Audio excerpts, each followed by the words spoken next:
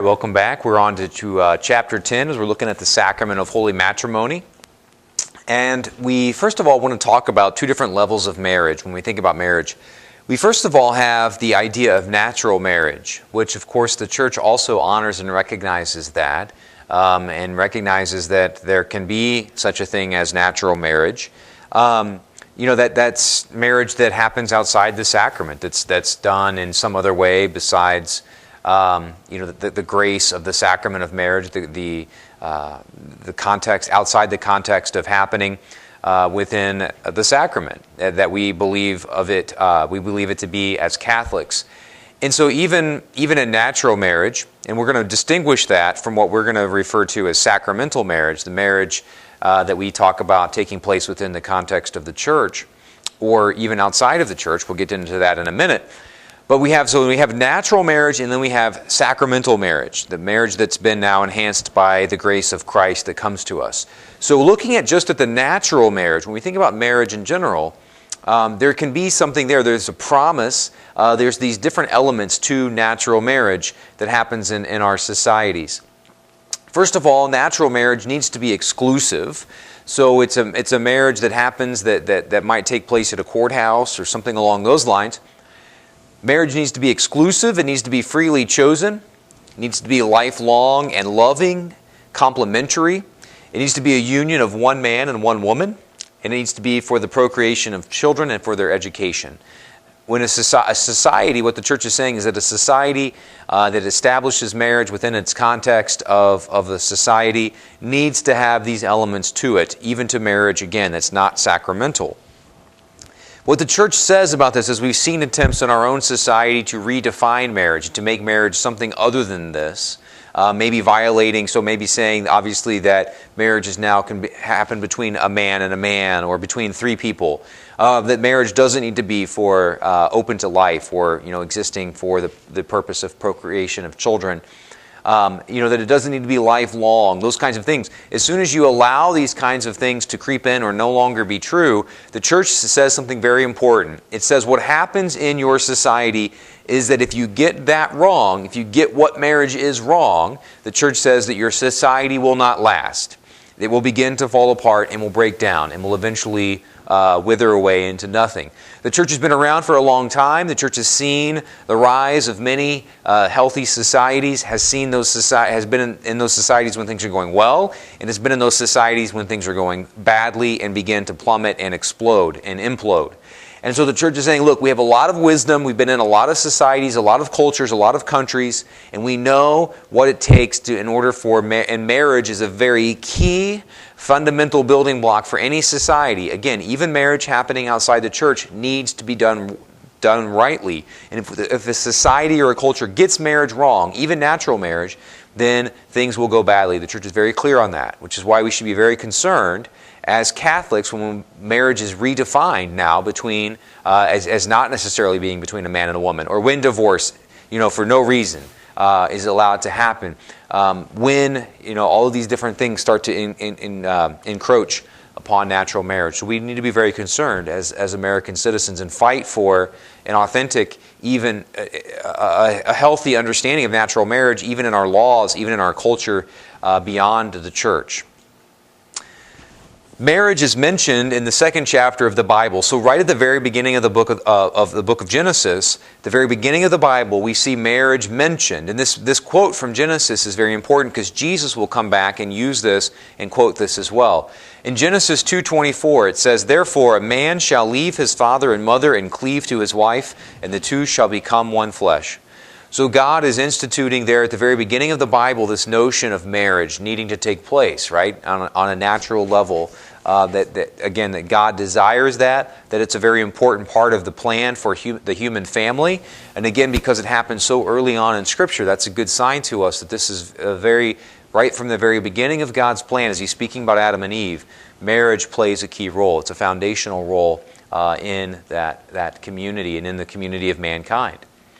Now what we see then, and this is what I was saying at the beginning of class, Christ takes natural marriage and He raises natural marriage to the level of a sacrament, to a supernatural level.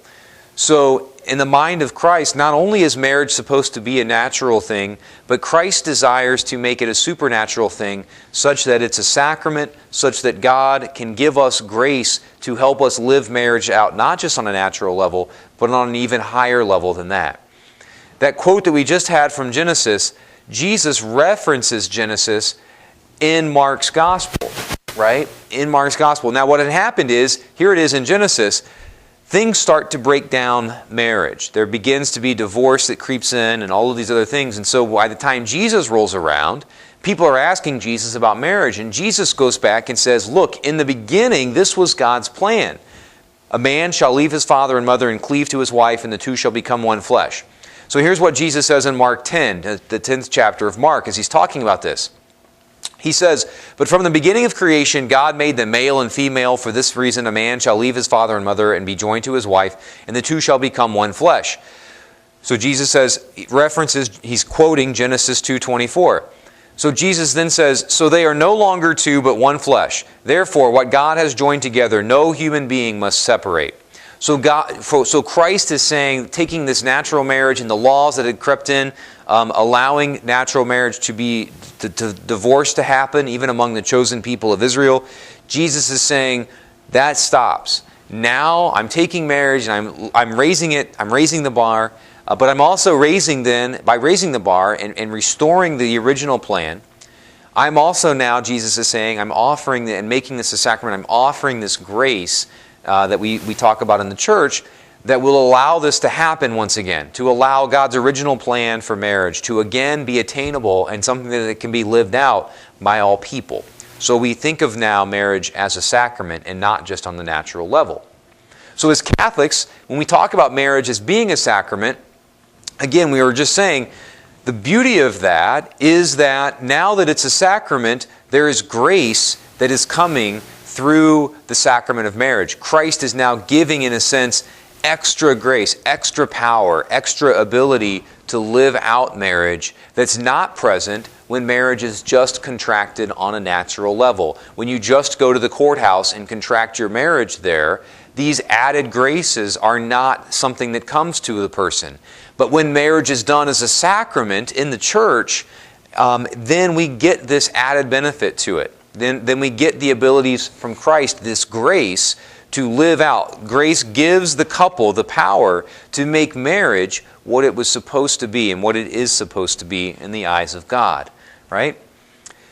In order to receive the sacrament of marriage, just some things that it's helpful for you to know as a teenager now are things that the church kind of puts out there as a part of this heading towards marriage, right? Pope Francis just wrote a letter about marriage, and he, of course, very rightly talked about how marriage preparation for marriage, is something that begins at a young age. So you are already in a position to start preparing yourself for marriage, right? That's really important for you to know as a young Catholic. You need to begin thinking about marriage and thinking about preparing for marriage now. You'll be in a really good spot. So let's start talking about right now some of the things that have to happen for a person in order to receive the sacrament of marriage. First of all, it's important to know, of course, that there's usually sacramental preparation that takes place. Just as you have to receive preparation to get confirmed, just as you have to receive, your parents maybe had to receive preparation to have you baptized, every sacrament there's preparation. I had to go through 6 years of preparation to become a priest in the seminary. Okay? So there needs to be a time of preparation, typically done with a priest, with the church. Sometimes there's some psychological testing and so on that goes on that's really helpful. There might be a retreat. Each priest in each parish has slightly different requirements and so forth, but there's typically a period of preparation that a couple would need to go through where they've become engaged, but now there's this continuing discernment, continuing to ask, is this the person that I'm called to marry? And so you enter into that usually with your parish priest. In order to be married, of course, the man and woman must also be free to marry. They can't have had a previous marriage that took place, even if it was a natural marriage. They can't have those marriages that are out there. And again, if there are previous marriages, the parish priest is there to help that person work through those issues and work to find a resolution to whatever questions there might be about previous marriages. But when a man and a woman enter into marriage, they have to be free to marry. They have to have no other prior bonds or prior marriages that are there. The couple cannot be forced or coerced in any way, so there can never be a forced marriage in the eyes of the church. If it is forced, then it's not an actual marriage. Okay? It doesn't actually, the bond doesn't form. The couple, in order to receive the sacrament of marriage, there's also promises that are made as part of the sacrament of marriage, and they have to be promised to be open to children throughout the marriage, so there can never be at any point a use of contraception, of sterilization, of any of those kinds of things. You're making a promise that throughout the entirety of the marriage that you will be open to the idea and the possibility of conceiving children. It must be a priest, a deacon, or a bishop that presides over the rite in order for the marriage to be valid. And it must be done typically almost always in a church. So often, people, even good Catholics, think that they can get married outside, but only in extreme circumstances. The bishop himself has to give permission for the marriage not to take place in a church. So if you have an image of you getting married sacramentally, on a beach or out in the woods, you need to get rid of that image now, because the sacraments need to be received in the church, because the church is this very visible reminder. When I'm inside the church, it's this visible reminder. It's this house of God. It's in the presence of Christ in the tabernacle. All of these things are there, and it's a beautiful reminder to me that as I'm getting married in this church, that I am, in fact, that this is something that's happening in the context of the presence of God. Right?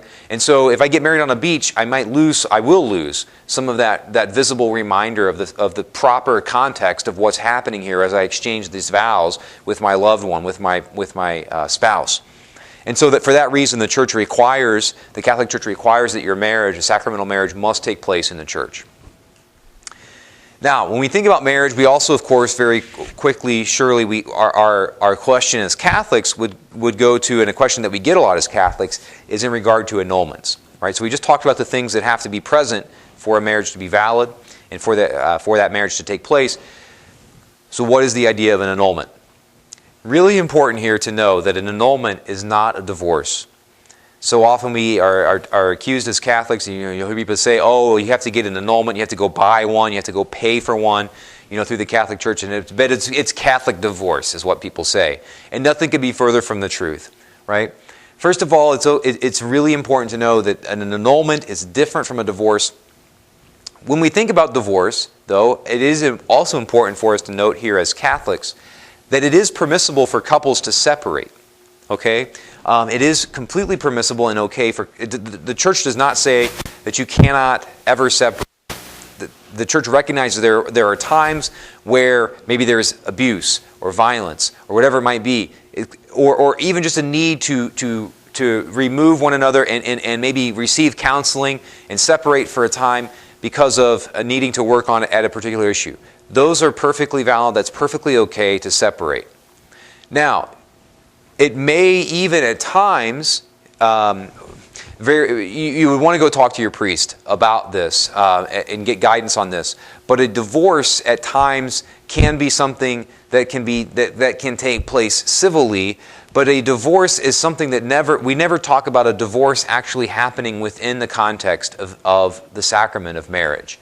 And annulment is a process where the church goes in and is able to say, based on what we have been able to study and receive, and based on interviews that we've done with different people involved in this couple's life, and from the couple themselves filling out questionnaires and so forth, and all of these things. Through this process, the church is going in and saying, can we establish that from the very start, the bond of marriage never actually formed?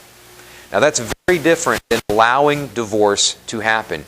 The church is not saying in an annulment that, hey, you guys can go ahead and end your marriage or be divorced now. What the church is saying in an annulment is, despite whatever may have seemed to have taken place at the marriage itself, that for the reasons that are uncovered in this process, we can now establish that from the very start, the marriage bond never formed. And that's very different, right? And so hopefully you can see the difference there. Maybe some of the reasons for that. Maybe the marriage actually wasn't freely entered into. Maybe there was something that was pressuring, or someone that was pressuring the bride or the groom to enter into that marriage. And so it wasn't actually a freely entered into. If that's the case, then the church would say that the bond never formed. Okay? There might have been psychological issues that were not known at the time, in either the bride or the groom or both. And so because of that, the person wasn't able to give their consent freely as it is required by the church in order for the bond of marriage to actually form, the sacramental bond. Maybe one or both of the people said they were open to children, but they actually were not. And so in a sense, when they made that vow, that maybe they were lying, or they were at least being deceptive, whatever. They thought they were going to be open, but now they later on decided that they're not open to that, open to children. So if that's the case, then the church can say from the very beginning the bond never actually formed. Okay, maybe one or both didn't actually intend to be faithful to the other. Maybe they said, "Yeah, I promise to never cheat on this person," but they didn't actually intend that. Then if they weren't actually intending to be faithful, that could be grounds. There's lots of different things that the church. But it's really important to know that in an annulment process, the church is seeking to go in and look at the bond of marriage and say, did it actually form? Or can we say that from the very beginning, that bond didn't form? If the church grants an annulment, it's not, all it's doing is it's not actually annulling it. It's just saying that there actually wasn't a bond formed there. And if that's the case, then a person moving forward can marry freely because they have no prior bond, because the first bond didn't actually form. So in that sense, a person could get married in a church. It looked like a valid bond is formed, a valid sacramental bond. But then later on, an annulment process has gone through, and that bond is later, it's established that the bond never formed. Then the person that was, both of the people that were involved in that marriage that looked like a sacramental marriage but wasn't actually formed, those people are then obviously are free to marry someone else because that first bond wasn't actually valid. Okay? And so, again, there's a lot of questions that people have about that. Whether you're a young person who's been affected by that, by a divorce, by an annulment, whether you're a couple, later on down the road that you got married in the church, but you have questions, or go talk to your priest, right? Pope Francis was very right in encouraging people to say, look, if you have questions about divorce, marriages from the past, whatever it might be, talk to your priest. Your priest is there to help lead you through this process, answer your questions. I don't expect that you as a teenager, in hearing this process, now can completely understand and explain to all of your friends or to anyone an annulment. But no, please, that you should go talk to your priest if you ever have questions. If you're a parishioner of mine and you have any questions about annulments, let me know. I'm happy to sit down and talk with you, no matter your age, whether you've been married or not. We're here as priests to help you, to help answer these questions. Okay? So let's move back to positive things, right? Let's think about a little bit about the sacrament of matrimony. Again, that idea that in the context of the sacrament, it's now there's this added grace that's given to us. The matter, form, and minister. This is a really cool thing about marriage, the sacrament of marriage. The matter of the stuff of, so many times the matter of baptism is the water, the matter of confirmation is the laying on of hands and the oil. The matter here is the couple themselves, the man and the woman, right? They're the stuff of marriage. Now the form, the words that give the sacrament its shape are the vows. Okay, so when the husband and wife exchange the vows. And here's a really cool element, or a fact about the sacrament of marriage. The ministers of the sacrament of marriage are the bride and groom. Now that's really strange, right? Because people will say, well, at every marriage there's a priest or a bishop or a deacon. That's true. But the bishop, priest, or deacon is there to bless and pray over and pray for the bond of marriage. But it is the husband and wife that minister the sacrament to each other. They minister the sacrament themselves.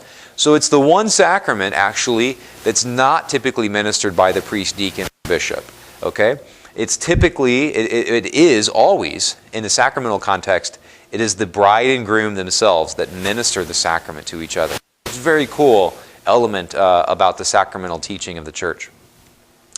Also, just really quickly, the sacrament of marriage can take place in one of two ways. It can take place during a Mass, in the context of a Mass.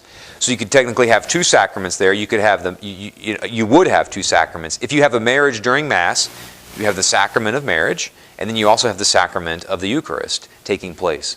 Ideally, that's something that's going to ideally be celebrated, particularly when both of the man and the woman are Catholic. The marriage sacrament, though, can also take place outside the context of a Mass. And the Church recommends that, particularly when one of the people is not Catholic. Although it can be done in circumstances, the Church allows, if you are a Catholic and you're going to marry a non-Catholic person, the Church allows you the option of getting married during a Mass. But again, the Church recommends in those situations thinking or considering not having it during a Mass, because half the family, typically half the couple, and then also that person's family, if it's a Catholic marrying a non-Catholic, half the people at the service wouldn't receive the Eucharist and might not understand what the Mass is.